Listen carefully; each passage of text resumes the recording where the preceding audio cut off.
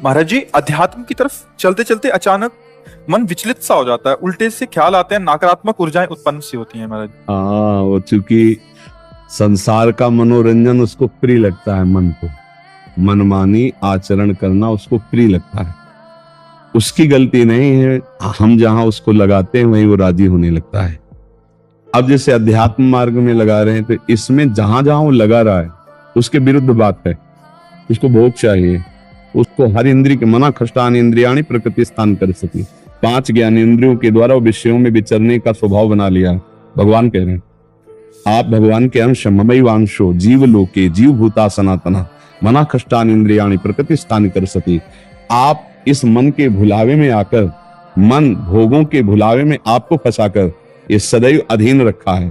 अब अध्यात्म सुनना शुरू किया, अध्यात्म चल तो अध्यात्म में मन को वश में किया जाता है और अभी तक आप मन के वश में रहे। तो जब आप सपोर्ट नहीं देंगे तो वो आपका सपोर्ट करने लगेगा। इसकी चाल समझना, क्योंकि आपके बिना उसकी कोई सत्ता नहीं, वो आपके बिना कुछ नहीं कर सकता, आपके दस्तखत से ही करेगा। जैसे हमारा मन कह रहा मैं देखूं, हम कह रहे नहीं देखना है, वो 100 बार कहेगा देखो, आप कहोगे नहीं ये देखो, अब वो लग जाएगा जिधर आप लगाओगे, पर वो कुछ समय तक लगेगा, फिर वो आपको वश में करने की कोशिश करेगा और वो जब आप ना करेंगे तो आपको जलाएगा। अगर उस जलन को सह गए तो मन को अधीन कर लेंगे और नहीं सह गए तो मन आपको अधीन कर लेगा। ये खेल चल रहा है। प्रायः सब मन के अधीन ही होते हैं। मन को कोई चेला बनाने वही सच्चा गुरु। दूसरों को तो चेला बनाना सहज है, मन को जो चेला बना ले वही सच्चा गुरु। मन ने सबको चेला बना रखा है, नहीं बना रखा, जैसा कहता है वैसे करना पड़ता है। और बड़ा बात यह है कि मन को हम जैसा कहें शास्त्र आज्ञा से वैसा चला ले तो महात्मा, वही गुरु, वही भक्त। नहीं तो भाई भेष चाहे जो हो, मन के अधीनता से मुक्त होना बहुत कठिन होता है। कोई बिरला मन को अधीन करके भगवान की प्राप्ति करता है। तो आप लोग उसी बिरले में हैं, क्योंकि अगर सत्संग मिल रहा है, साधु संग मिल रहा है और अध्यात्म की बातें सुन रहे हैं, अध्यात्म में चल रहे हैं, तो हम ये नहीं कह सकते कि हमारे ऊपर भगवान की कृपा नहीं।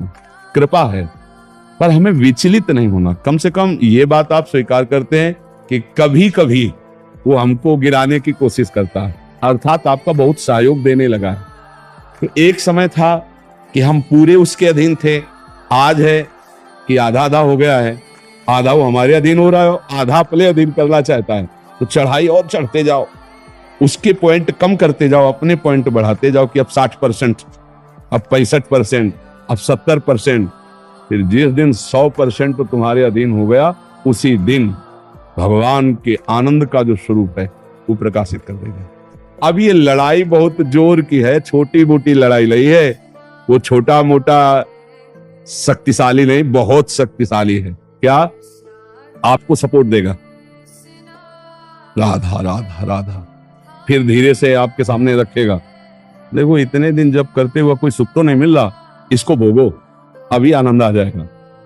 और देखो ये भोग आपके पास व्यवस्थित है, देखो ना अभी आनंद आ जाएगा। अच्छा, अब रुका राधा नाम, अब वो उस भोग में ले गया। अब राधा नाम जपना चाहोगे तो अच्छा नहीं लगेगा, अरुचि, वो अपने अधीन करता चला जाएगा। कोई विवेकवान गुरु कृपा पात्र इसकी ये चाल समझ जाता है, अरे अरे मुझे तो पुनः फंसा रहा है, गिरा रहा है। नहीं नहीं नहीं, राधा राधा राधा राधा राधा राधा राधा राधा राधा, तब बचा जा सकता है। ये बहुत प्रवीण है मन, बहुत फुसला के फंसाता है। ऐसे ही फंसाता है कि देखो देख लेंगे, छुएंगे थोड़ी, नजदीक पहुंचा जिस विषय का, छू लेंगे कुछ होगा थोड़ी, और धीरे धीरे धीरे वो तुम्हें लगेगा कि यार गलती हो गई, ऐसा क्यों हो गया, ऐसा यूं हो गया कि उसकी चाल को नहीं समझ पाए, उसकी चाल को नहीं समझ पाए। हर एक इंद्रिय के साथ ये जुड़ा हुआ है। ये सुन लेंगे, ये देख लेंगे, ये छू लेंगे, ये भोग लेंगे। इन्हीं इंद्रियों के कारण हमें परमात्मा प्राप्ति नहीं हो रही। यही इंद्रियां भोगों में फंसाए हुए हैं और उसका मुखिया ये मन है। और ये बहुत चतुर मंत्री है आपका मंत्री। पर ऐसा समझ लो कि भोला राजा और चतुर मंत्री, तो उसकी दुर्दशा कैसी होती राजा की। जो सलाह देता है वैसे ही कर देता है और फंसता चला जाता है, और मंत्री अपने को बलवान बनाकर केवल नाम मात्र का राजा उसको बनाए हुए सारा काम वही कर रहा है। देख लो आप, नाम मात्र के आप जीवात्मा भगवान के अंश हो, सारा काम वही मन कर रहा है। हमारा मन कर रहा है आज ये खाएं तो हम खाएं, नहीं, ये मन की मांग है, तेरी मांग नहीं है। लेकिन ऐसा कौन भेद पैदा कर पाता है? अब मेरा मन कह रहा है आज ये देखा जाए, तो अब भाई देखा जाए। मेरा मन कह रहा है, तो कभी कभी मन अच्छा सपोर्ट करता है। जैसे आपको मन ने ही कहा चलो चलते हैं सत्संग में, बाबा के पास बैठते हैं वृंदावन में, अच्छा सपोर्ट दिया ना। वो सपोर्ट ना देता तो आप नहीं आ पाते। बस इसको अच्छे सपोर्ट के पॉइंट में लगाते रहो, और जब बुरा सपोर्ट करे उस समय सहना बहुत कठिन होता है। अगर मन ने ठान लिया कि अब ये करना है और आपने कह दिया ना, तो आपको जलाना शुरू करेगा। और उस जलन को जो सह गया, यम ही न व्यथ्यन्ते पुरुषम पुरुषर्षव सम दुखा सुखाधीरम स्वमृतत्वाय कल्पते, उस जलन को जो सह गया सो भगवान को प्राप्त करने की सामर्थ्य रख लेता है। बहुत कठिन है मन की जलन को सहना। बाहर के थप्पड़ सह जाना सही, लेकिन मन के थप्पड़ सहना बहुत कठिन, सबको गिरा देता है। इसका बहुत विचित्र बल होता है, और इससे बचने का केवल एक उपाय है, नाम जब न छूटे और ये स्वीकार मत करो कि मुझे चाहिए। जैसे मन कह रहा है आज उस होटल में चलते हैं, अब रसेंद्री और मन एक हो गया। अब आपको लगता है मेरी मांग है, तो बोले भाई आज मेरा मन कह रहा यही, आज मेरा मन कह रहा है कि आज उस होटल का भोजन होना चाहिए। अरे तेरा मन कह रहा है, तू खुद कह रहा है, अब उसमें निर्णय करो सही है कि गलत। अगर गलत लग रहा है इसकी चाल, तो आप मत जाओ। घर में रोटी दाल बनाओ, इसको अच्छा नहीं लगेगा, ये 100 बार कहेगा नहीं, तो आपको नहीं भाई आज तो यही खाना पड़ेगा। कल भले विचार करेंगे, कल विचार करेंगे आपकी बात पर आज नहीं, आज तो ऐसे बस में करना होता है। एक साधु के मन में आई कि खीर मिले, बहुत दिन से नहीं मिली। मन है कभी कुछ भी सोच सकता है, बहुत व्याकुलता हो गई, बस खीर खीर खीर। तो एक भगत के यहाँ गए, 10-5 गाय भैंस बंधी थी, और उनका कि आपकी श्रद्धा है संतों पर? उनका महाराज आदेश कीजिए। तो बोले 10 संतों के लिए खीर बना सकते हो आप? बोले 20 घर का दूध है, हम 20 संतों के लिए बना देंगे। बोले हम 11 बजे आएंगे दोपहर के, आप बना के तैयार रखिए। वो अकेले आए, तो उनका और संत? बोले और संत यही है सर। अकेले कमरे में बैठे 20 संतों की खीर, वो कहा आप लोग बाहर हो जाइए, हम एकांत में पाना चाहते हैं। वो पाए, वही 20 संतों के लिए खीर बनी, मतलब 20 पेट भर जाए। तो अब पाए, फिर एकदम यहां तक हो गए तो उल्टी हो गई, फिर मिलाया उसे, फिर मन कह रहा नहीं अब खीर नहीं चाहिए। बोले नहीं, खाओ खाओ खीर। रोमांच हो गया, नहीं खाएंगे एकदम। बोले जिंदगी में खीर का नाम मत लेना, जिंदगी। तो या तो ऐसे उतरो, या तो ऐसे उतरो। इसको वश में करना बहुत अच्छा। एकदम विरोध भी नहीं कर सकते आप इसका, चल ही नहीं पाओगे। इसका विरोध भी एकदम नहीं कर सकते, सपोर्ट भी करना पड़ेगा। तो अच्छी बात में इसका सपोर्ट करो। अब कह रहा है जैसे हमें आज मीठा खाना है, ठीक है तुम्हारी मांग बुरी नहीं है। गए किसी अच्छी दुकान से लिया, ठाकुर जी को भोग लगाया, पानी, तो उसका सपोर्ट हो गया। अब वो बुरी बात कह रहा है, अब नहीं मानना है। उस समय जो जलन उसे सह जाओ, बस यही साधना का है। मन को अगर अधीन कर लिया तो बात बन गई। एक हम बार बार सुनाया करते कि मन मारिया तन बस में कीना, हुआ भरम सब दूर, बाहर से कछ दिखत नाई अंदर चमके नूर। आपो त्याग जगत में बैठे नहीं किसी से काम, उनमें तो कछु अंतर नाई संत कहो चाहे राम। वो गृहस्थी में भी है।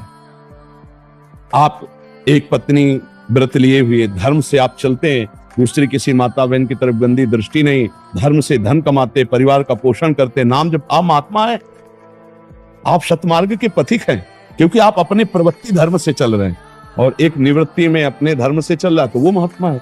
ऐसा महात्मा का मतलब केवल वेश से नहीं होता, महात्मा का मतलब उस लक्षण से होता है। अगर आप भागवतिक लक्षण से हैं तो आप भक्त हैं, आप वैष्णव हैं, आप महात्मा हैं।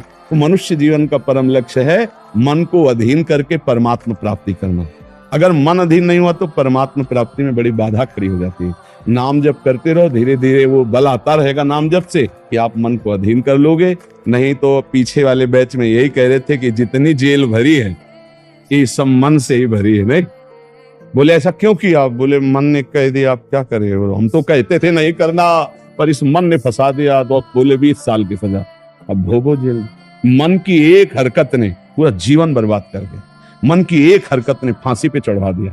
वही मन की तो हरकत है।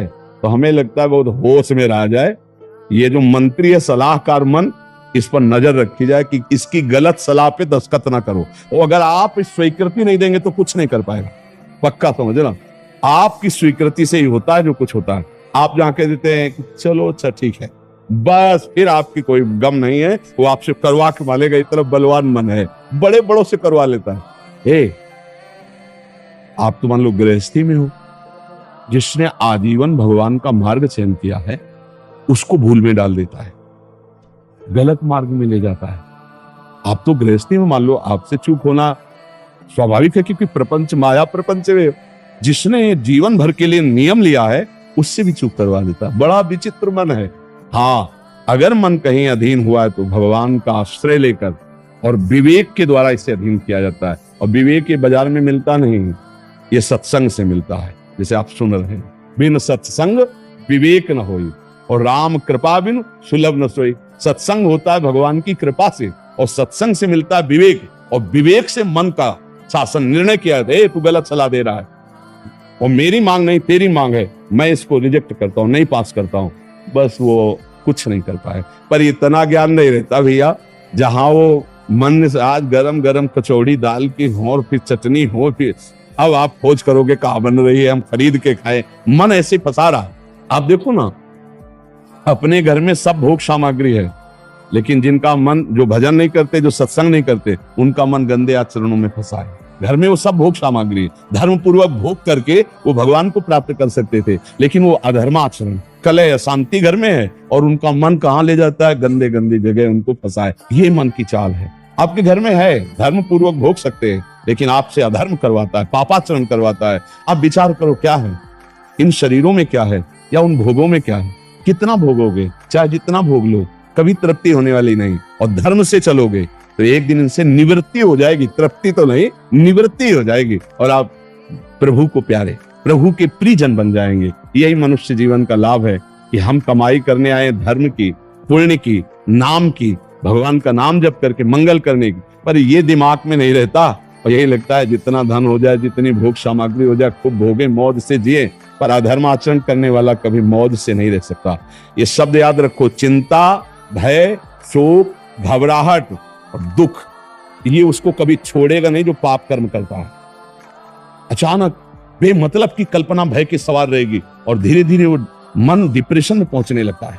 क्यों? क्योंकि पापाचरण हो जाता है। और वो घर के किसी व्यक्ति से ठीक से बात नहीं करेगा। क्यों? अंदर से डिस्टर्ब हो चुका है। ये क्यों हुआ? बोले पापाचरण से हुआ। आज बहुत ज्यादा लोग डिप्रेशन में जा रहे हैं, बहुत ज्यादा लोग। इसका कारण जानते हो क्या है? यही मनमानी आचरण। मनमानी आचरण बचपन से शुरू हो जाता है, गंदा आचरण, गंदा व्यवहार, और वो दिमाग काम नहीं करता। एक प्रियता हमारे अंदर होती है कि कोई हमें प्यार करे। आप समझना, एक हमारे अंदर प्रेम की मांग होती है कि कोई हमें प्यार करे। नौ किशोर अवस्था में, जब यौवन अवस्था का, अगर उस समय हमें गलत संग मिल गया तो विक्षिप्त हो जाता है चित्त। अच्छा, प्यार कोई समझ पावे तो मुश्किल की बात है। प्रेम का निर्वाह तो सिर्फ भगवान करते हैं, या भगवान प्रदत्त ऐसा कोई दे दे जो प्रेम का निर्वाह करे। नहीं, अपने हृदय से जिसको हम प्रेम करते हैं और वो कहीं दूसरी जगह देख रहा है, अब विक्षिप्त हो जाएगा वो व्यक्ति, नहीं हो जाएगा। और ये प्रायः बहुत तायत में हो रहा है। क्यों? क्योंकि पूर्व संस्कार बन गए। अच्छा, जैसे देखना, बॉयफ्रेंड गर्लफ्रेंड, ब्रेकअप, फिर बॉयफ्रेंड, फिर गर्लफ्रेंड। समझ रहे हैं क्या संस्कार पड़ रहा बच्चों के अंदर? अब वो जब वर्ण करेंगे एक पति का, तो उनके अंदर निष्ठा आ पाएगी, वो संयम से चल पाएंगे, वो एक गृहस्थी को संभाल पाएंगे, वो अपने पति या पत्नी पर पूर्ण प्रेम कर पाएंगे? नहीं कर पाएंगे। क्यों? क्योंकि आदत खराब हो चुकी, संस्कार खराब हो चुके। अब ये हमारे समाज में ज्यादा फैल रहा है, नहीं फैल रहा है। अब जहां मन को संयम में लाने की बात आती है, वहां मन को तो हमने पहले ही रद्दी कागज बना दिया, पहले ही हमने उसको गंदा कर दिया। अब कैसे हो सकता है? गृहस्थी बहुत पावन मार्ग है, कोई ऐसा नहीं है। मान लो पवित्र शरीर दोनों के हैं और फिर धर्म से ग्रहण किया गया, तो वो फिर एक अच्छी गृहस्थी बनती है। पहले, इसलिए भाई बहुत संभालने की जरूरत। आप तो बड़े भाग्यशाली जो अध्यात्म में इस बात को समझ रहे, नहीं तो आज हमारा समाज थोड़ा गलत रास्ते की तरफ